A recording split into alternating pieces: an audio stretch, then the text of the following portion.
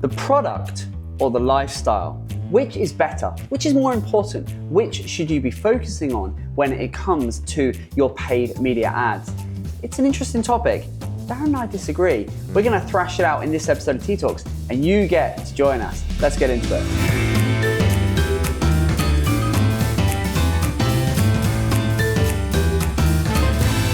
Right, so Darren, here we are, another T.E A Talks. Yeah. This can be an interesting one, this one. So it is. Get ready to ring that bell. This is exactly that. The boxing gloves, sorry. This is an interesting one. This is something we've been talking about a lot recently. It is. Owing to the plethora of new business that we've won, lots of new clients coming on board, and a real discussion point is around, with the ads we're creating across Google and Meta and all the other platforms, YouTube and so on, it's been what's better, what should we be doing more of the product, photography and motion graphics and stuff and video, or should we focus more on the product or the lifestyle? Yes. Go on, start us off for 10. Just give us a few pros, cons for sort of both. So, yes, this is going to be an interesting one because I am weighted towards more one than the other. Okay. But I am also unbiased in my approach. He's not. I try. There are pros and cons for both. Yeah. Product. Yeah. If you're selling something that is very, I don't want to say basic, but very sort of essential, let's say. Yeah. People know what it is. Yeah. It's something that maybe people use a lot, people use regularly. It might even be something that is something that people need to buy multiple times. Yeah. Product is essential. Yeah. You need to showcase the product. You don't need to showcase necessarily what it feels like to own that product if it's such an essential everyday item. Okay. However, if you are trying to get above other competitors, then lifestyle might be a way that you do that. On the other side, if your product is something that is maybe a bit more niche, maybe lends itself more with a lifestyle, a certain type of lifestyle, then lifestyle might be the way to go, because it not only is, you're not only saying this is what we sell, this is what it feels like to have what we sell. Yeah. So there are pros to both. There are. And I think there are ways that you can overdo it with both. But I think if you're going to have a safe option, product is the way to go. Interesting. Right, okay. I'm going to reserve judgment. That's my opinion. Fine. No, and it does make sense. And yeah, I think showcasing the product is really important. But look, I think if we think, and the reason we've been talking about this is because we've got, some of the clients we're already working with, some of the new clients, we've got some that are, because all of our products, just to sort of set the scene, all of our products are going home on the garden. So you can kind of get a sense of the sort of products we work on, varying price points. We've got some products that you can buy for 50 quid, and then you've got other products that you can buy for 10, 20 grand. Yeah. So, and everything in between. So it's a real mixed bag in terms of the products we're marketing. They all, for the most part, go in a home or in a garden, or in and around a home and a garden. So they're those kind of products. And we've got some clients that are all in favor of the product. It's the product, it has to be the product. And then we've got other clients that are the complete opposite. This is all about lifestyle. And so I'm just thinking, the reason we've been talking about this more and more is we've got some clients we're having to sort of wean off lifestyle and say, look, we've got to put more emphasis on the product. And then we've got others where we're saying we need to inject a little bit of lifestyle in here because frankly, you're doing the same as everyone else when it comes to the product.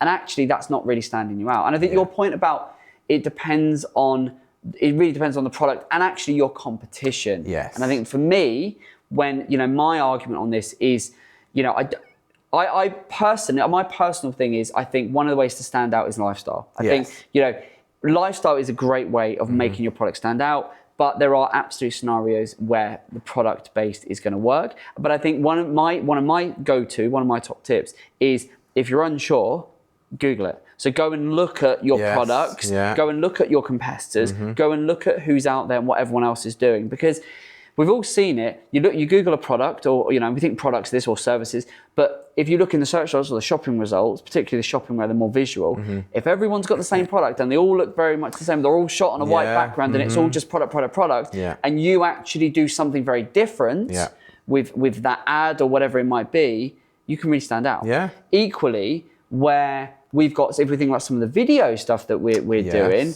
some of it is product, but we're weaving it. And again, we're looking at, well, what have you done previously? What's worked? And then actually, what are your competition doing? And we've been able to learn from that and go, well, actually, you've got, they're just focused on the product here. Actually, the lifestyle is going to be a great way of showcasing, exactly to your point, how it's going to make you feel and what, those lifestyle elements to it. Well, and I have a couple of examples actually where I think it works in both ways. And I think it's a really interesting one because it goes back to my point of what I was saying about products that we're very used to seeing versus products that we're maybe not so used to seeing. Yeah.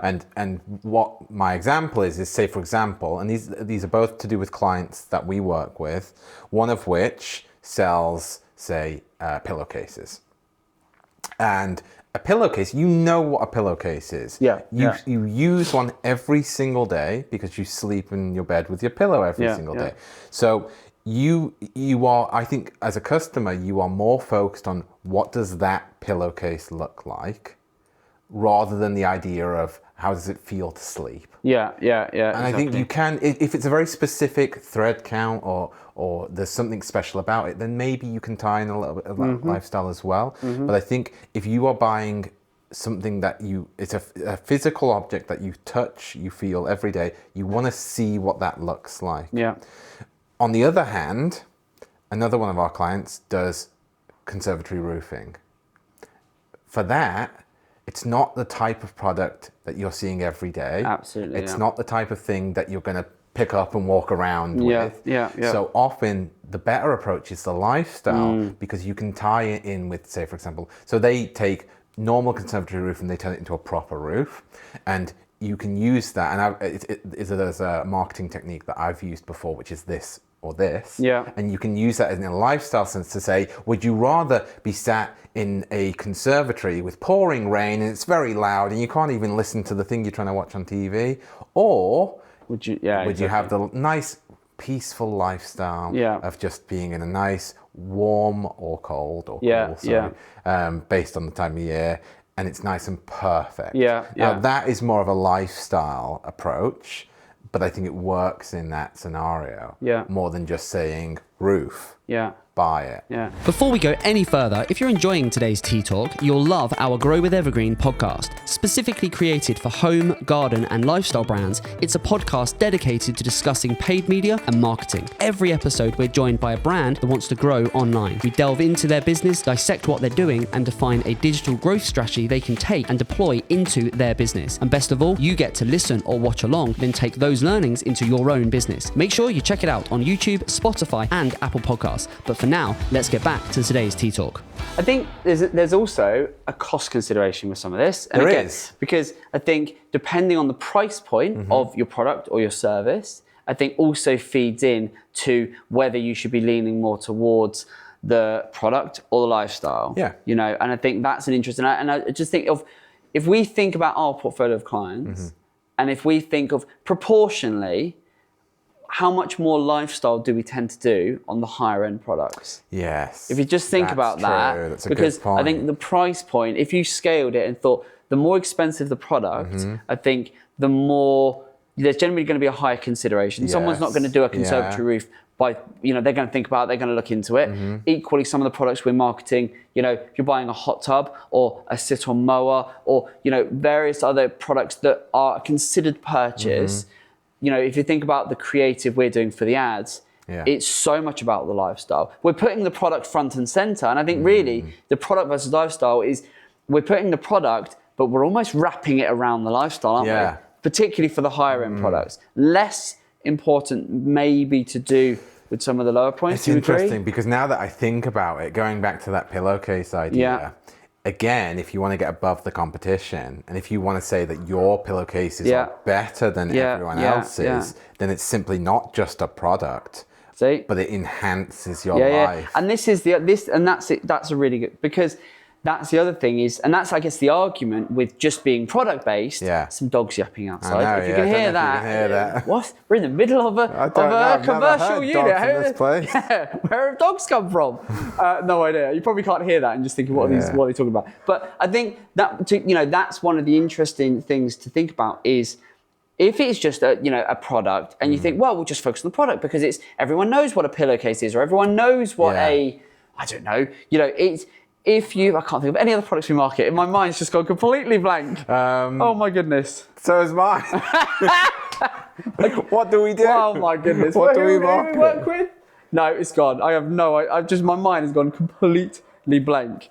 No, there's too much pressure. There is, the pressure is building. We might have to... I don't know what to say. I don't know. Anyway, think of a product. Help us out, dear viewer. Comment here for a product. My goodness me. But with a product, but that's the problem is if you've got a product that it is just, and then you go, well, it's just everyone knows what it is, therefore we're going to do. But actually, you then can look very vanilla. You can end up just blending in with everyone else. Yes, you can. And actually, but then you get the argument of, which is what you're doing, is you take the product and actually visually with motion graphics, with your ads, you bring it to life and stuff like that.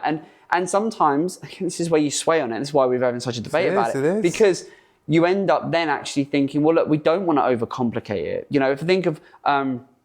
our client that sells garden sort of tools and machinery. Yeah. That is very much about the product. It is. You know what a chainsaw is going to do, what a leaf blower is going to do. Yeah.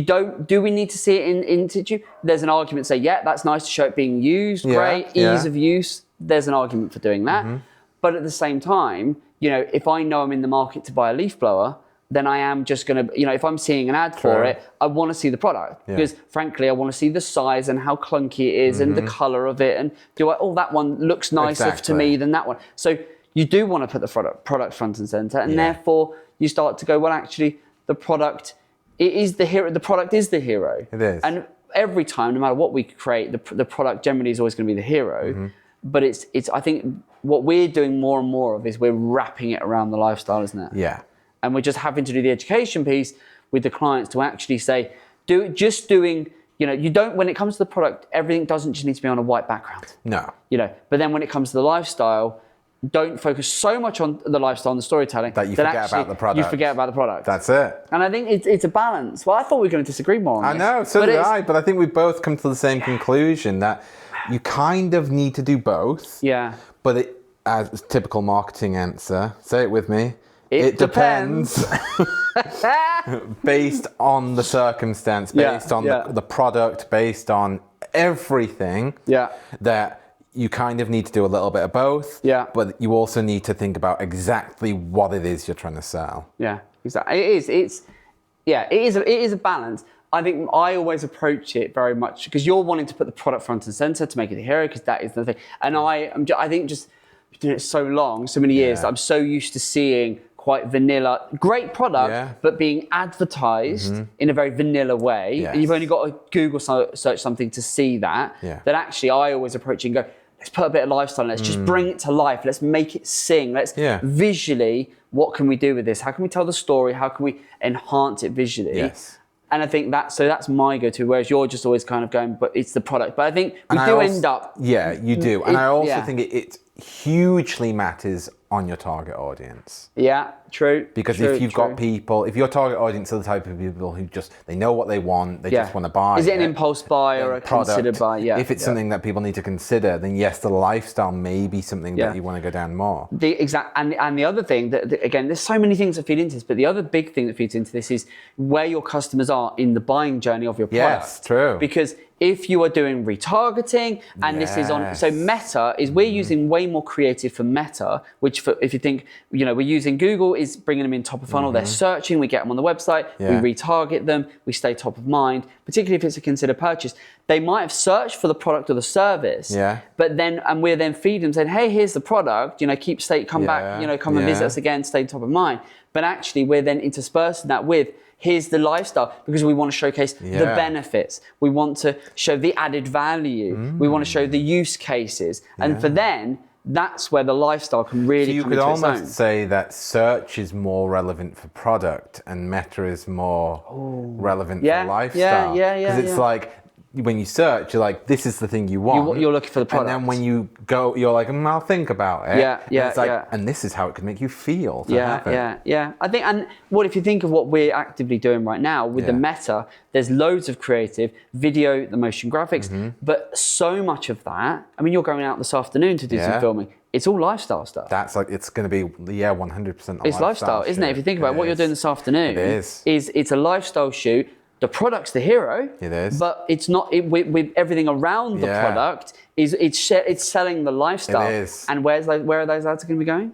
Meta. Because again, why? We're going to be doing prospecting and retargeting, but it's, again, we know with this particular product, it is a considered purchase. Yeah, very considered. We know that it's an expensive buy. It is. And therefore, we know we've got it. One of the things we've got to do to sort of convince that customer to buy and to engage is actually say, here's what you can have. Here's what it could look like. Here's what it could do for you. And I think that's a perfect example where, but again, would we be using that footage for Google display? Probably not. Probably not. Because it's the message we're trying to get across on that is not actually, this is really people that have said, I'm interested in this, top of funnel. And then actually we're going, great, here's why you should have it. Here's why you should, spend this money on buying this product. This is what you want, and this is why you want it.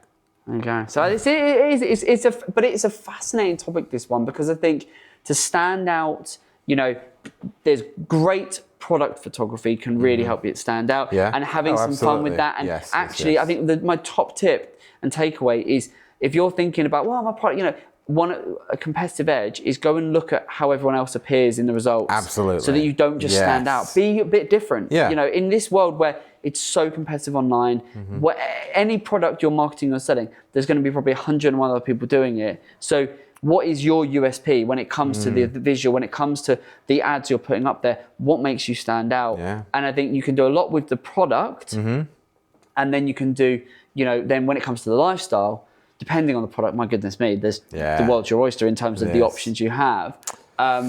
So it does really vary. And we've been talking about this so much. And we could talk about it for hours, honestly. We could, but I do think it's one where I wanted to disagree with one. I wanted to turn around and go, no, you're wrong, I'm right. But we have ended up coming to a kind of a sort of a marriage of I think it's a bit of both. Yeah. And I think, so if you are a brand and you've only ever done product, maybe think about lifestyle. But equally, if you're, let the competition kind of be a bit of a guiding light. I think is a good takeaway, isn't it? Yeah. Be data led. Be data led. Always. Sound like me. Be data led, but also, don't be afraid to be a bit different. Yeah. Because I think that's something we're saying to our clients is actually, look, I know you haven't done this before, and I know you've always done it like that, but hey, let's throw a cat amongst the pigeons and see what happens. Let's have a little bit of fun with this. I don't advocate doing that, by the way.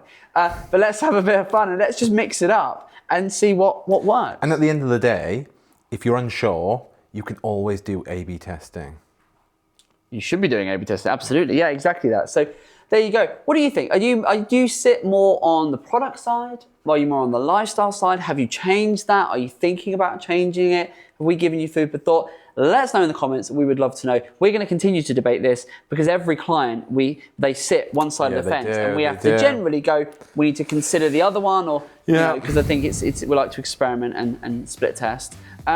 We hope you've enjoyed this one. Product versus lifestyle. What an interesting topic. I love it. Darren, thank you so much, and we'll see you on the next one. Take care. Bye.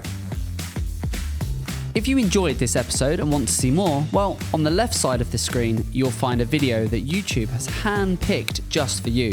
On the right, you'll find our latest video hot off the press. And don't forget to share your thoughts in the comments, subscribe, and hit that notification button. Thanks for watching.